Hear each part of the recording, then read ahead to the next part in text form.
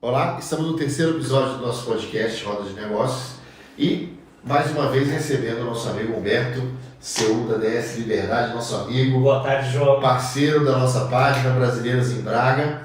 E hoje nós temos um assunto quentíssimo para você, que é o arrendamento, o assunto campeão de perguntas na nossa página. Sabemos que diversas pessoas estão à procura de uma casa, de um apartamento aqui em Braga e vamos esclarecer dúvidas que são de suma importância para você que quer alugar o seu imóvel, que você quer chegar em Braga já com a segurança de ter o seu apartamento. Então nós hoje vamos falar desde como alugar até evitar golpes, que é o que infelizmente acontece nos dias de hoje. Mas antes de entrar no nosso assunto, espere um pouquinho, nós temos que falar de um susto que nós levamos hoje, né, Humberto? Pela manhã, infelizmente, fomos cercados pelas chamas. Humberto, o que aconteceu nessa manhã aqui em Portugal? Nós hoje estávamos indo para um meeting da DS, do Grupo Decisões e Soluções, que ia ter lá, acontece a cada 6 meses, e tínhamos um encontro lá de todas as lojas do país inteiro, e era em Coimbra. E fomos em 3 carros, estávamos a caminho e fomos obrigados a desviar de percurso na área de Aveiro, né? E nessa área de Aveiro fomos ali entrando, Estarreja, a Albergaria Velha, quando a gente se viu o fogo muito próximo da gente.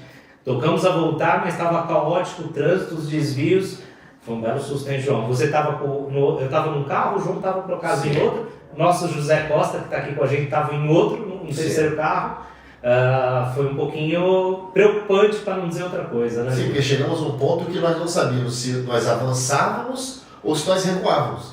E chama, e bombeiro, e confusão é uma situação realmente lamentável. A gente torce para que as equipes dos bombeiros consigam conter essas chamas com o menor prejuízo possível. As nossas orações a todas as famílias que estão nessa situação.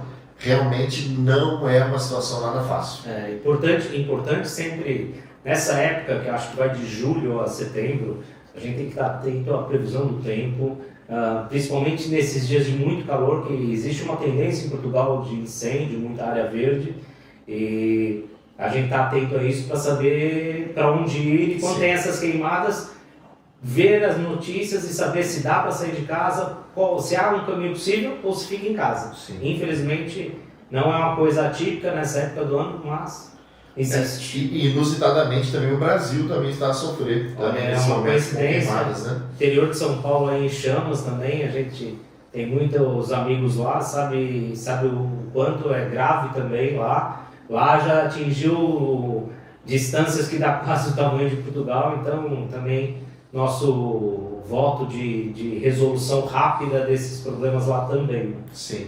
Isso, Humberto, me lembra da importância de, quando você for arrendar um imóvel, você conhecer bem a zona, você conhecer bem as condições climáticas daquela zona. E depois que você arrenda, já não tem muito o que fazer. Às vezes as pessoas procuram um arrendamento muito barato e hoje os valores estão muito caros, né, João? Então a gente até entende a necessidade das pessoas de buscar um arrendamento muito mais baixo, por causa da questão salarial, a questão do compromisso familiar, né? E muitas vezes as pessoas acabam se afastando para lugares muito mais com densidade demográfica muito baixa, ou seja, perto de áreas rurais. E olha, nessa situação de hoje são lugares aí com muita chance de serem atingidos. Então também fica aqui uma dica. Muito afastado dos grandes centros, às vezes a chance de uma situação dessa, tomara a Deus que nunca aconteça, a gente não torce para nenhum mal, mas fica aí uma posição. E mais uma vez vamos agradecer a todas as perguntas que nós recebemos todos os dias na nossa página Brasileiros em Braga. Continue enviando a sua pergunta, eu mesmo, João, vou estar respondendo pessoalmente ali para vocês.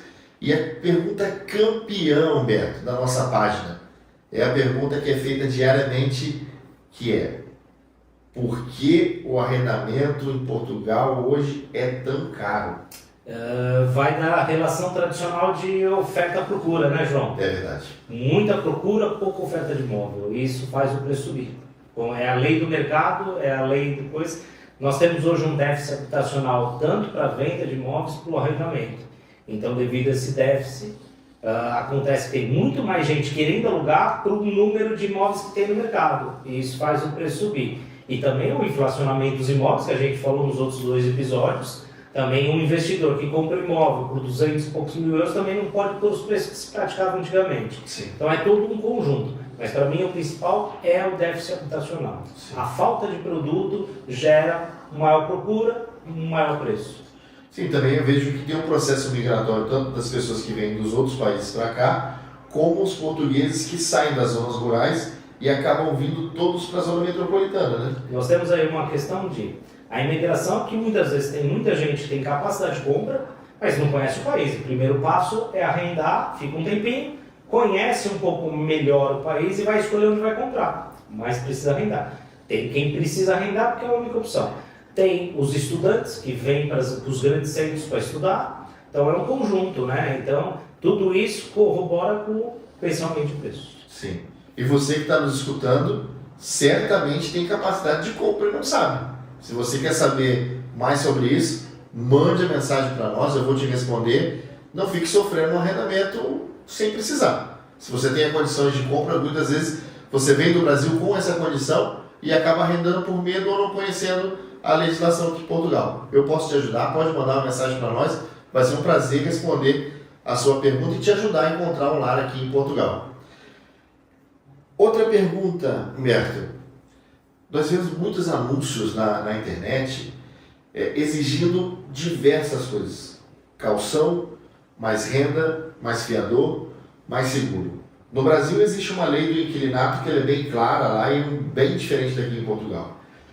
Aqui em Portugal, o que é passivo do proprietário pedir em um arrendamento? Ele pode pedir todas essas garantias? Ele pode pedir uma só? Como que funciona? Olha, João, o arrendamento em Portugal é regido por uma lei chamada NARAL, que tem lá todas as normas. Por incrível que pareça, as pessoas acham que não, o proprietário sim pode pedir todos esses juntos, inclusive.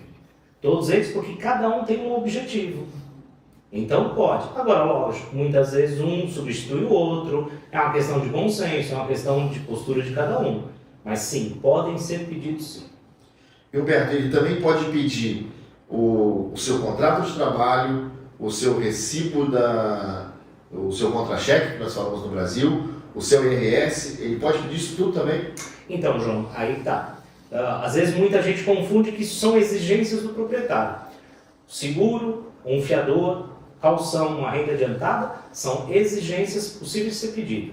Aqui nós estamos falando de outra coisa. Nós estamos falando de contrato de trabalho, recibos de vencimento e IRS. Na verdade, esses não são exigências, são comprovativos de capacidade para a pessoa mostrar que tem capacidade de pagar aquela renda. Então, nada mais que ele só quer ter uma certeza que ele pode receber a renda, que essa pessoa tem condições para arrendar. Sim. Então, na verdade, não são exigências, são comprovativos de capacidade. Sim.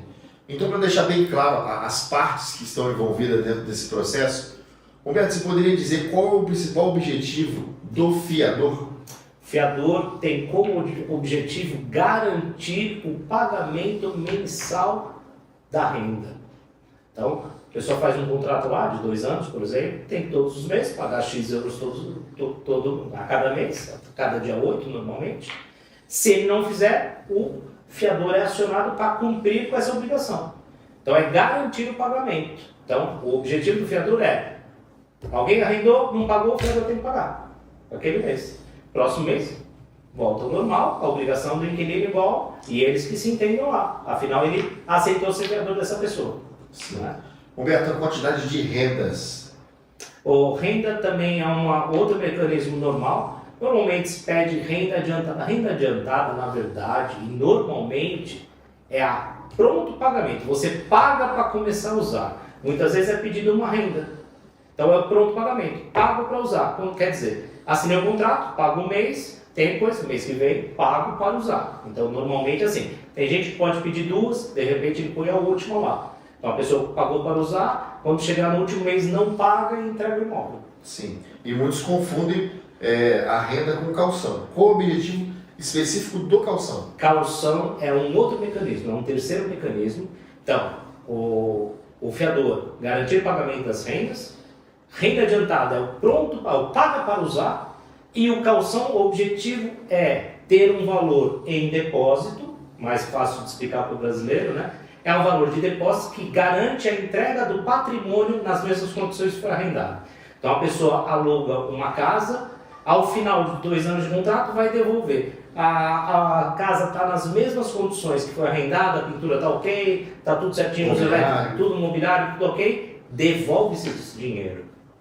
Esse é o objetivo, que o bem se entregue. É uma garantia caso a casa precise de uma pintura por mau uso, vai ser pintada e usa esse dinheiro. Mas detalhe, se tem lá 3 mil euros, pintou a casa, não é os 3 mil euros que fica pintar a casa. A pessoa tem que apresentar 2 orçamentos ao inquilino e falar, olha, tem esse aqui e esse que fazem, custa 800 euros, se é 3 mil, devolve, é feito o serviço e devolve-se 2.200. É um exemplo, mas é assim, não é o valor que fica depois, ele fica só o valor necessário para corrigir aquilo que não está como estava na origem. Sim. Uma coisa que é importante também sempre frisar isso. Sim. Humberto, nosso público, ele nos envia frequentemente relatos de pessoas que sofreram golpes nessa operação do arrendamento. Qual que é a vantagem de você arrendar utilizando uma imobiliária em relação a você fazer no particular, ali no LX, como muitos fazem? Olha, assim, o particular, você está lidando com, teoricamente, o dono do apartamento. Quando envolve uma imobiliária, existem algumas proteções dentro disso. O proprietário vai ter que assinar um contrato de mediação com a imobiliária. Para assinar esse contrato, ele vai ter que apresentar todos os documentos provando que ele é o dono do imóvel. Então você já tem uma segurança que você está tratando com o dono do imóvel. A imobiliária, em ato de assinatura, vai apresentar todos os documentos do imóvel para que o inquilino tome a iniciativa com segurança, né? Por exemplo, uma imobiliária raramente vai pedir reserva. Por que não pede reserva? Os arrendamentos hoje vão muito rápido. Então, quando o proprietário, alguém chegar e falar assim, olha, eu gostaria de ficar com esse imóvel, mas só posso entrar daqui a 1 mês. O proprietário não vai aceitar a reserva, porque ele sabe que daqui a 2 dias tem outro que fica. Então ele nunca vai pedir reserva. Quando pedir reserva, acende uma luz aí. A imobiliária, o que acontece? Como vai ser feito o arrendamento? A pessoa gostou do imóvel, vai preparar o contrato. Em 2 dias vai estar assinando. Em ato de assinatura de contrato é que se paga qualquer valor. E uma imobiliária não cobra para fazer visitas, que é outra coisa também. Quando se cobra para fazer visitas, quando se pede dinheiro de reserva, acende uma luz. Gente, o golpe está aí. Muitas vezes cai quem implora para cair. Sim, até uma dica, eu vou dar uma opinião minha particularmente. Eu não tenho nada contra ninguém que faz relocation. Relocation é um serviço lícito que, se for feito de uma maneira legal, ela é 100%. Só que você não precisa ter um relocation, você pode entrar em contato direto com uma imobiliária. Olha, João, eu vou falar com um pouquinho de sobriedade sobre o assunto. Nós conhecemos aí, nós temos até alguns parceiros de relocation, tem gente muito séria trabalhando com relocation. E por isso eu devia ter muito cuidado para não generalizar. Eu indicaria, eu tenho uma lista aí de 10 nomes de relocation de pessoas seríssimas que trabalham com isso, que só trabalham com imóveis de imobiliária por acaso, tenham cuidado, que sabe a responsabilidade e a situação que é. E cobram por um serviço. O relocation, no fundo, é um serviço de assessoria. Até aí eu acho justo. Sim. Eu acho justo com quem tem know-how, com quem trabalha com parceiros profissionais e até que temos muito mercado. Mas tem que conhecer bem essas pessoas. Exatamente. Né? Mas é um serviço lícito, tem muita gente boa trabalhando com isso. Agora, é conhecer uma reunião via Zoom, Sim. ver se é um profissional preparado para isso e ver se vale a pena esse caminho. Ou se não, procurar imobiliários que têm imóveis, cada um coisa. Agora, aí é uma opção da pessoa, né? Sim. E se você não conhece ninguém, você me procura, porque você me conhece. Você me conhece e posso te ajudar. Estou aqui. Exato. E, Humberto, voltando para o assunto fiador que eu acabei me esquecendo aqui. Quem pode ser o fiador? Olha, João, muita gente acha que qualquer pessoa pode ser fiador de um imóvel. E eu diria que sim, vírgula. Por que vírgula? O fiador geralmente ele tem que ter capacidade de pagamento. O inquilino não pagou, o fiador tem que vir pagar. E aí às vezes a pessoa se pergunta, mas falam que o fiador precisa ganhar 2 vezes o que é o valor da renda. Eu concordo que tem. Porque se o fiador tiver que pagar, assumir o compromisso de alguém, e as contas dele, como é que fica? Exatamente. Ele tem que ter capacidade para efetuar o pagamento sem deixar de cumprir com as obrigações dele. Sim. Se for um fiador que ganhe tanto quanto a renda, ele vai primeiro pagar as coisas, não vai pagar também. Sim. Então, por isso, qualquer um, vírgula, desde que tenha capacidade de pagar, tem que ter um salário base de pelo menos 2 ou 3 vezes o valor da renda. Infelizmente é uma realidade e a gente tem que dar segurança jurídica ao negócio, seja para as duas partes. Sim. Né? Então a gente tem que, se a gente tem um proprietário que nos confiou, a gente também tem que proteger o patrimônio dele. E o inquilino a gente tem que proteger que aquele dinheiro que ele está entregando está sendo para uma pessoa séria, é um conjunto. Sim, e como nós sempre frisamos, aqui em Portugal o índice de inadimplência é muito baixo. Então lá no Brasil a gente talvez tenha a impressão de quando diz fiador é um fiador fictício. Aqui não, aqui é um fiador real. Sim, vai ter. Aí ele vai pagar. Se você não pagar, esse fiador tem que ter a capacidade de pagar. Até porque o fiador vai ter que apresentar aquela terceira pergunta que fez. O IRS vai ter que mostrar o contrato de trabalho também, vai ter que mostrar os recibos de vencimento. Ele vai mostrar que tem a capacidade para suprir esse pagamento, senão ele não é aprovado. Sim. Então muitas vezes as pessoas escutam, o fiador não foi aprovado, porque às vezes o fiador tem capacidade para o pagamento, mas se ele tiver que pagar o seu imóvel, exatamente, ele não pode. Então muitas vezes ele é recusado porque ele não tem uma capacidade de suprir aquilo. Não é às vezes nacionalidade, não é às vezes no IPACAR, não tem nada, muitas vezes é só isso. Porque se ele já tem as despesas dele e tem a renda dele ali, pela lógica, ele não tem dinheiro para suprir e para arcar com mais o... Exato. Muitas vezes os proprietários preferem às vezes 1 ou 2 calções a mais do que o fiador. Sim. Porque o fiador, se ele não tiver capacidade, ele não vai suprir. E os calções não é que vão garantir isso, mas pelo menos ele está um pouco mais protegido. Sim. Né? Roberto, tem uma pergunta que é muito recorrente também na nossa página lá, Brasileiros em Braga, que é que o meu proprietário não registra o meu contrato nas finanças. Assim, o registro do contrato nas finanças é obrigatório por lei. Não se pode aceitar um proprietário não registrar o contrato nas finanças. É lei, ele tem um prazo para fazer esse registro, então isso é uma obrigação legal. Não pode ser diferente disso. E se ele está a me enrolar, sentiu um sotaque português já, né? Se ele está a me enrolar e não faz o contrato, eu posso ir lá nas finanças e fazer o contrato? Então, João, uma coisa também, é uma informação que pouca gente sabe. Quando o proprietário te comprometeu fazer o registro, passa 1 mês, passa 2, passa 3, ele não fez, vão lá nas finanças com o documento, com o contrato e registra o contrato. O que vai mudar isso? Toda vez que o proprietário registra o contrato na finança, ele vai ter que pagar um imposto de selo, que ele é 10% do valor da renda. Portanto, uma renda de 700 euros, quando o proprietário vai registrar, ele vai ter que pagar esses 70 euros. O que acontece? O inquilino, partindo ele para fazer isso, ele vai ter que pagar esses 70 euros de imposto de selo. Sim. Agora, esse inquilino também, lá na frente, todo o aluguel é um dos valores que pode ser deduzidos do imposto de renda daqui a 1 ano. Então, é importante para quem aluga um imóvel, para quem arrenda um imóvel, que o contrato seja registrado nas finanças, porque ele vai ter um benefício fiscal para o ano que vem. Às vezes ele pode ter que pagar imposto de renda e só o fato de pagar um arrendamento durante o ano isenta esse pagamento, porque ele tem toda essa despesa. Então é muito importante fazer se o proprietário não fez, façam vocês. Não deixe de registrar o contrato. Sim. Humberto, quais são as principais exigências que uma imobiliária faz hoje para uma pessoa que quer arrendar um imóvel aqui em Portugal, mesmo ela estando no Brasil ou já estando aqui em Portugal? Vai depender do proprietário. A vantagem de estar na imobiliária é que você vai estar aí protegido com todas essas equações que a gente falou. O registro das finanças, a partir que teve uma imobiliária, você vai exigir da imobiliária esse registro. A partir do momento que a imobiliária está arrendando o imóvel, você tem acesso aos documentos todos do imóvel. A partir do momento que está na imobiliária, não tem risco de pedir uma reserva que não existe imóvel ou tome um golpe.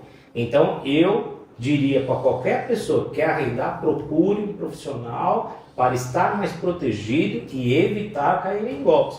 E depois, toda vez que tem um problema no imóvel, sim, é responsabilidade da imobiliária também estar ali acompanhando.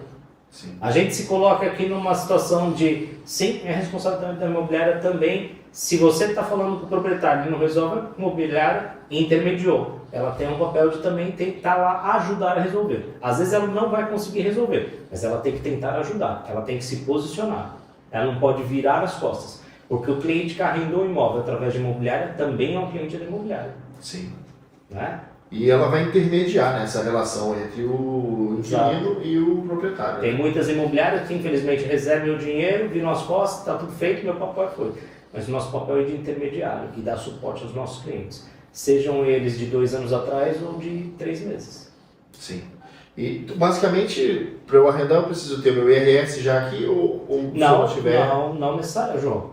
Até porque a gente com essa imigração, muitas vezes o cliente não tem IRS feito em Portugal. Senão ele só poderia arrendar daqui a 1 ano e meio. O IRS do Brasil serve como comprovativo. Mostra a capacidade que a pessoa tinha no Brasil. E também, muitas vezes, o extrato bancário. Tem proprietário que pede os extratos bancários, porque vê, a pessoa fala que tem uma capacidade X. Ela veio para Portugal, se calhar está sem emprego ainda não fez o contrato de trabalho.